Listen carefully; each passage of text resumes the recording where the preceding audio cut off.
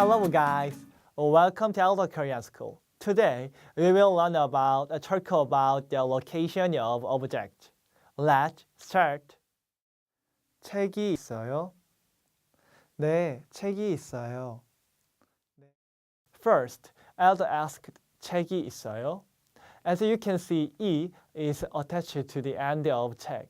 In here, 이가 have no any meaning in themselves, and it shows what's the subject in the sentence. So, if you see the word with 이가, it's the subject of the sentence. 이 is used in the end of nouns which has 받침. For instance, 닭이 있어요. 가방이 있어요. 꽃이 있어요. 가 is used in the end of nouns which has no 받침. For example, 의자가 있어요. 종이가 있어요. 소가 있어요. Note that, do you remember 은는? Most students are confused between 은는 and 이가. So, what is different between 은는 and 이가? First, if the subject has the heart of meaning, use 이가. And if the predicate has the heart of meaning, use 은는. I mean, the focus of 이가 is on the subject. The focus of 은는 is on the description. Secondly, when it comes to the concept of comparison or contrast, use 은는. Lastly, when the sentence is an objective description, use 이가. And when the sentence is a subjective description, use 은는. In fact, many times it is not necessary to distinguish between the two because of the small difference in uses. I don't want to be confused with 은는 and 이가. You guys are just a beginner, and so it's normal that you are confused about this. I wish you to know just that there are some differences. Let's go back into a dialogue. You see that 있어요? 있어요 is made by combining 있다 and 어요.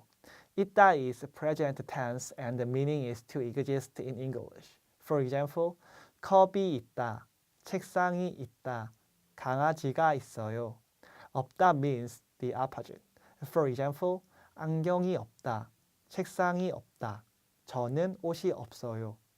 And when you speak the back with an accent, it makes an interrogative sentence. For example, 강이 있어요? 산이 없어요? 새가 있어요?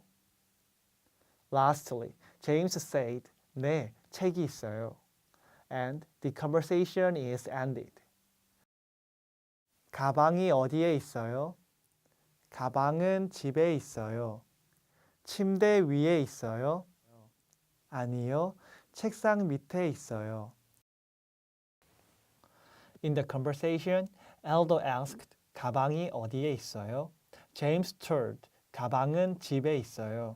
As you learned in my previous class, 어디 means where or somewhere. 에 indicates the location. 에 is stuck to the end of a noun to indicate place or location. For instance, when you use 에 with 있다 없다 together, they stick to the noun that denotes a place to indicate the location of a person or item. For these reasons, when you want to express something like this, it would be better that you memorize 에 있다 없다. Eldo asked, 침대 위에 있어요? Once again, as I said earlier, he used a noun that denotes a place in front of the 에 있다 없다 and the back with an accent. When it comes to word for location, there are 앞, 뒤, 위, 아래, 밑, 옆, 안, 밖.